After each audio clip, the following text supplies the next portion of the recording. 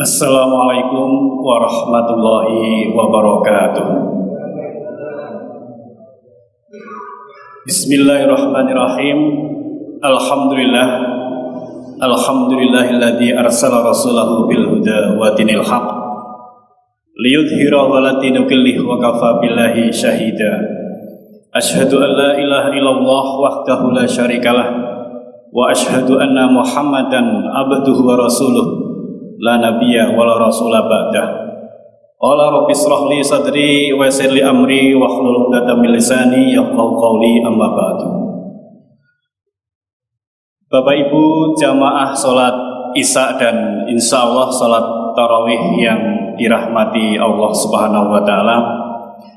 Yang pertama, marilah kita senantiasa memanjatkan rasa syukur kita kehadirat Allah Subhanahu wa taala yang senantiasa melimpahkan berbagai karunia kenikmatan kepada kita semuanya, lebih-lebih kenikmatan iman, Islam dan juga kesehatan, sehingga pada kesempatan malam ini kita masih diberikan kekuatan untuk melaksanakan ibadah sholat Isya, dan insya Allah kita lanjutkan dengan sholat tarawih bersama di Masjid Zuhada yang kita cintai ini. Sholawat serta salam semoga senantiasa Allah limpahkan kepada junjungan Nabi kita Nabi Agung Muhammad Sallallahu Alaihi Wasallam, kepada keluarganya, para sahabatnya, dan kepada seluruh pengikutnya, yang mudah-mudahan kita semuanya kelak mendapatkan syafaatnya di hari kiamat. Amin ya rabbal alamin. Hadirin jamaah sholat Isya dan tarawih rahimakumullah, perkenankanlah pada kesempatan kultum singkat pada malam hari ini saya ingin menyampaikan satu refleksi, satu muhasabah, dan juga hikmah atau lesson learn dari apa yang sudah kita lakukan selama bulan Ramadan, yang pada saat ini kita tinggal 2 hari lagi Ramadan akan meninggalkan kita, dan kita patut merenungkan ataupun berkontemplasi apakah ibadah, zikir, bacaan Quran dan qiyamul lail kita itu sudah memberikan makna di dalam kedirian dan jiwa kita semuanya atau belum. Oleh karena itu kita patut merenungkan salah satu atau salah dua dari hadis Nabi yang berbunyi kam min shaimin laisa lahu min siyami ilal ju'i wal atsi. Betapa banyak orang yang berpuasa tetapi dia tidak mendapatkan apa-apa dari puasanya kecuali lapar dan dahaga. Dan juga hadis yang lain menyebutkan kam min qaimin laisa lahu min qiyamihi illa ta'abi.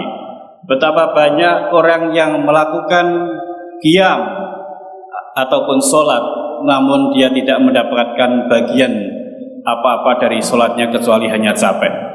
Oleh karena itu jamaah sekalian, kita patut melakukan refleksi sebetulnya apa makna, hikmah, dan nilai-nilai yang dapat kita ambil dari puasa pada bulan Ramadan ini. Setidaknya ada 3 hal yang dapat kita lihat dari puasa Ramadan ini.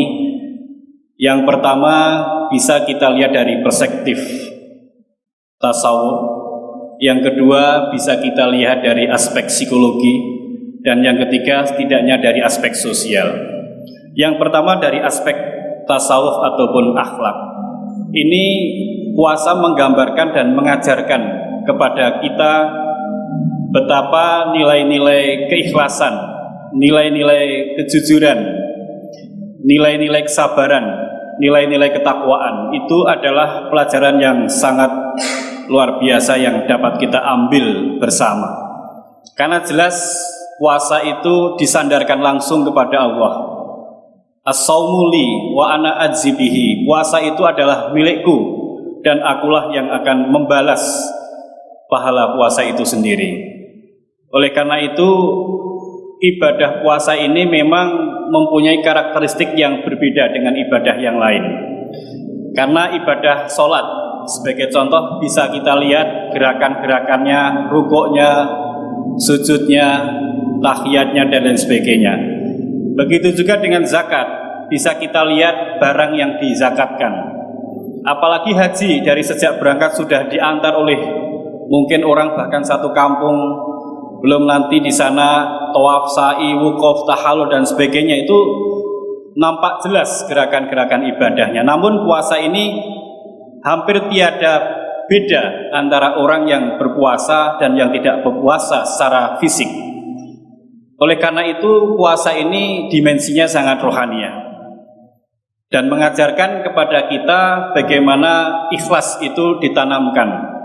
Ibadah puasa ini orientasinya hanya karena Allah, yaitu melibatkan dalam segala hal.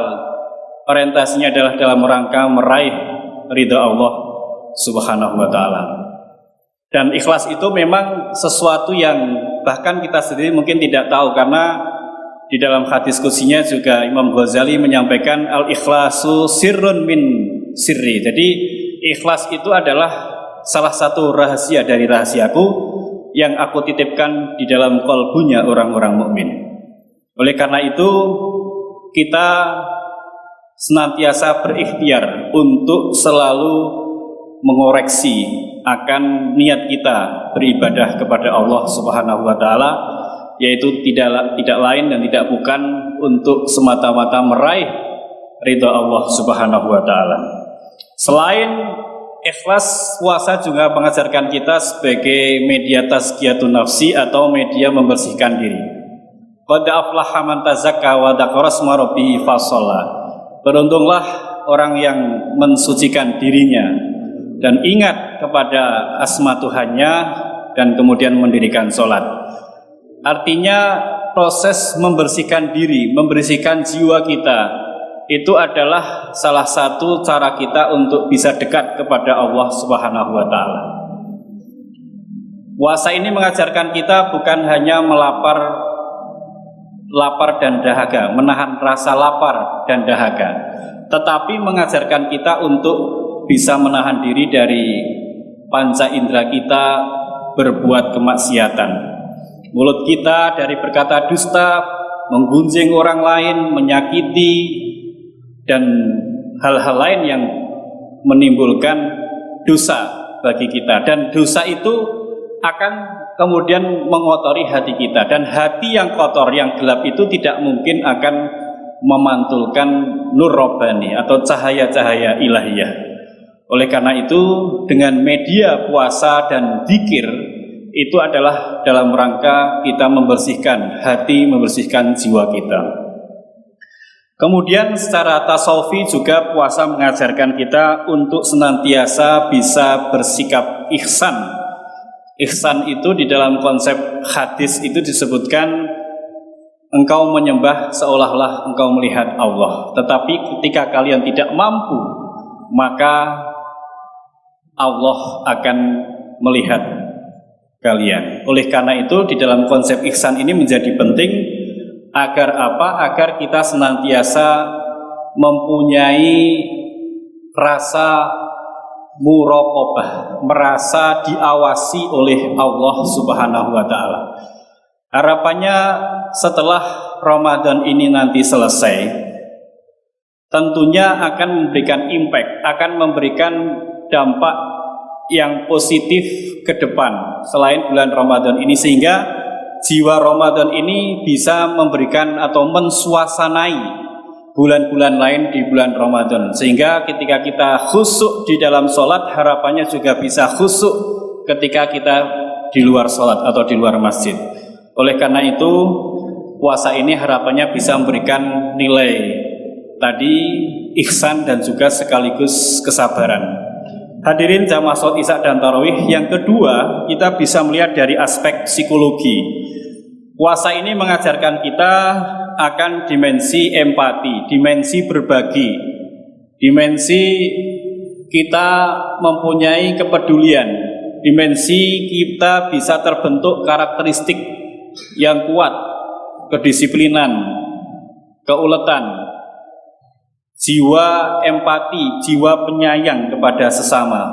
Oleh karena itu dari aspek psikologi banyak sekali manfaatnya, baik secara psikis ya maupun emosional, dan dampaknya tentu bagi kesehatan fisik kita. Karena kesehatan fisik itu sangat dipengaruhi oleh kesehatan psikis atau kesehatan psikologis kita. Jamaah sholat Isya dan Tarawih rahimakumullah. Yang ketiga bisa kita lihat dari aspek sosial. Puasa ini mengajarkan kita bagaimana kita berbagi pada sesama. Kita diajarkan untuk berinfak, kita diajarkan bersedekah, memberikan takjil, memberikan makanan, dan juga kepedulian-kepedulian yang lain yang itu bersifat filantropis. Oleh karena itu, secara sosial puasa mengajarkan bagaimana bukan hanya kita berinteraksi dengan Allah, tetapi sekaligus pada saat yang sama kita berinteraksi kepada sesama manusia.